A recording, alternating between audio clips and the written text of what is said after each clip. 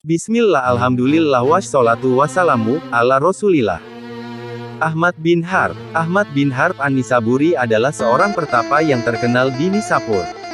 Ia seorang perawi hadits yang dapat dipercaya, dan pernah ikut berjuang di dalam berbagai perang suci. Ia datang ke Baghdad pada masa Ahmad bin Hambal dan memberikan pengajaran di kota tersebut. Ia meninggal pada tahun 234 Hijriah atau 849 Masehi, dalam usia 85 tahun. Ahmad bin Harb dan seorang penganut agama Zoroaster. Ahmad bin Harb bertetangga dengan seorang penganut agama Zoroaster, yang bernama Bahrom. Suatu hari si tetangga ini menyuruh seorang rekannya pergi berdagang. Di dalam perjalanan, semua barang-barangnya kemudian dicuri orang. Begitu mendengar berita ini, Ahmad berkata kepada murid-muridnya, "Mari, suatu musibah telah menimpa tetangga kita. Sebaiknya kita mengunjunginya dan menghibur hatinya. Walaupun dia penganut agama Zoroaster, ia adalah tetangga kita." Ketika mereka sampai ke rumah Bahrom, Bahrom sedang menyalakan api pemujaannya. Bahrom segera menyambut mereka dan mencium lengan bajunya. Bahrom menduga bahwa tamu-tamunya tentu lapar walaupun roti yang dimilikinya pasti tak mencukupi. "Janganlah merepotkan dirimu," tegur Ahmad. "Kami datang untuk menyatakan bahwa kami turut prihatin. Aku mendengar barang-barangmu dicuri orang." "Memang benar," jawab Bahrom. "Tetapi aku masih bersyukur kepada Tuhan karena 3 alasan. Pertama, yang dicuri adalah barang-barangku, bukan barang-barang orang lain. Yang kedua, mereka hanya mengambil separuh dari harta kekayaanku. Yang ketiga, seandainya pun seluruh harta kekayaanku hilang, aku masih mempunyai agamaku, soal harta gampang dicari." Ahmad senang sekali mendengar kata-kata Bahrom itu. Ia pun berkata kepada murid-muridnya, "Catatlah kata-kata ini." Semerbak agama Islam membersit dari kata-kata Bahrom. Kemudian ia bertanya pada Bahrom, "Tetapi mengapa engkau memuja api?" Bahrom menjawab, "Alasan pertama adalah agar api tidak akan membakar tubuhku. Yang kedua adalah karena di dunia telah kuberikan minyak sedemikian banyaknya kepada api sehingga di akhirat nanti ia tidak akan mengkhianati diriku, dan akan mengantarkanku kepada Tuhan. Engkau sangat keliru. Api adalah lemah, tidak tahu apa-apa dan tidak dapat dipercayai. Semua perkiraan yang menjadi landasan pemikiranmu adalah salah. Apabila seorang anak kecil menyiramkan sedikit air kepada api itu, niscaya ia akan padam.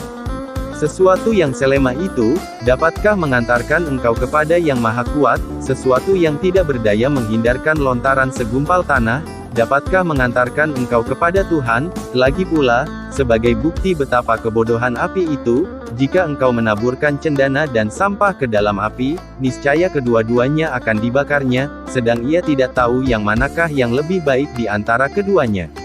Sampai saat ini telah 70 tahun lamanya engkau menyembah api, sedang aku tidak pernah. Tetapi jika kita berdua sama-sama memasukkan tangan kita ke dalam api, niscaya ia akan membakar tanganku dan tanganmu. Suatu bukti bahwa api tidak setia kepadamu." Kata-kata Ahmad ini menggoncangkan hati si penganut agama Zoroaster ini. Maka berkatalah ia kepada Ahmad, "Akan kuajukan 4 pertanyaan kepadamu. Jika engkau dapat menjawab semuanya, akan kuterima agamamu itu. Mengapakah Allah menciptakan umat manusia? Setelah menciptakan umat manusia, mengapakah Dia memberikan makanan kepada mereka?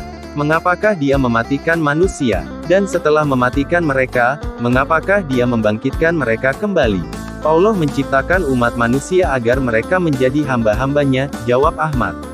"Dia memberikan makanan kepada umat manusia agar mereka mengenalnya sebagai Yang Maha Memelihara. Dia mematikan umat manusia agar mereka tahu akan kemahakuasaannya. Kemudian Dia menghidupkan umat manusia kembali agar mereka mengenalnya sebagai Yang Maha Kuasa dan Yang Maha Tahu." Begitu Ahmad selesai dengan jawabannya, Bahrom mengucapkan syahadah. "Aku bersaksi bahwa tiada Tuhan selain Allah, dan aku bersaksi bahwa Muhammad adalah Rasul Allah." Seketika itu juga Ahmad berseru nyaring dan jatuh pingsan.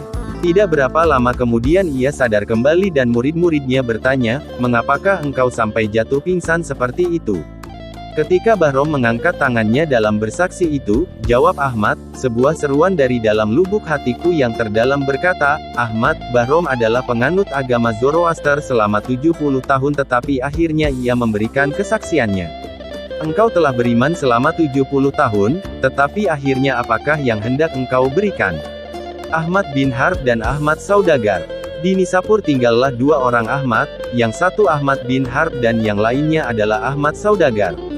Ahmad bin Harb adalah seorang yang sedemikian khusyuknya di dalam mengingat Allah, sehingga ketika tukang cukur hendak menggunting kumisnya ia masih saja menggerak-gerakkan bibirnya. "Janganlah bergerak-gerak sementara aku menggunting kumismu," si tukang cukur memperingatkan. "Jangan hiraukan diriku, lakukanlah urusanmu sendiri," jawab Ahmad bin Harb. Dan setiap kali dicukur, sebanyak itu pula bibirnya terluka. Suatu ketika Ahmad bin Harb menerima sepucuk surat. Telah lama ia hendak membalasnya tetapi tidak ada waktunya yang senggang. Pada suatu hari seorang muazin sedang azan.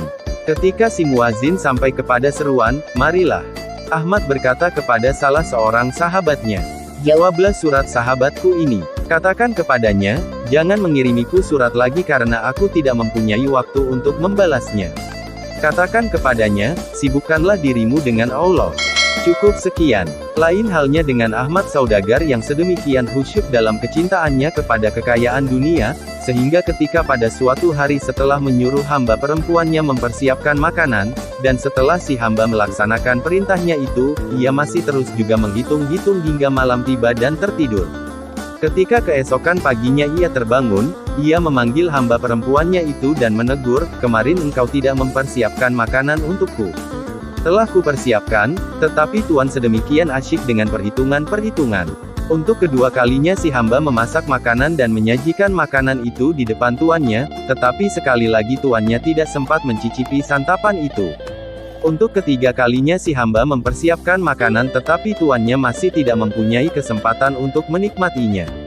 Si hamba masuk dan menemukan tuannya sedang tertidur nyenyak, maka makanan itu diusapkannya ke bibir tuannya. Ketika terbangun dari tidurnya Saudagar Ahmad berseru kepada pelayannya itu, "Bawakanlah air pembasuh tangan." Ia mengira bahwa makanan itu telah dimakannya sendiri. Ahmad bin Harb dan puteranya. Ahmad bin Harb mempunyai seorang putera yang masih kecil. Putera ini diajarinya untuk percaya kepada Allah. "Setiap kali engkau menginginkan makanan atau apa saja," Ahmad bin Harb berkata kepada puteranya itu, "Pergilah ke jendela itu dan katakanlah, 'Ya Allah, aku minta ini.'" Setiap kali puteranya pergi ke jendela itu, kedua orang tuanya segera mempersiapkan segala sesuatu yang diinginkannya. Pada suatu hari ketika kedua orang tuanya tidak ada di rumah, si anak merasa lapar.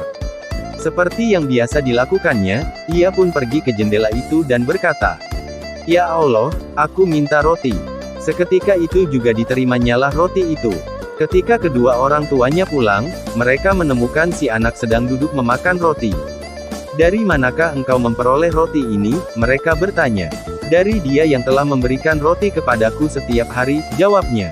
Kedua orang tua itu pun sadar bahwa putera mereka telah mantap di atas jalan kesolehan.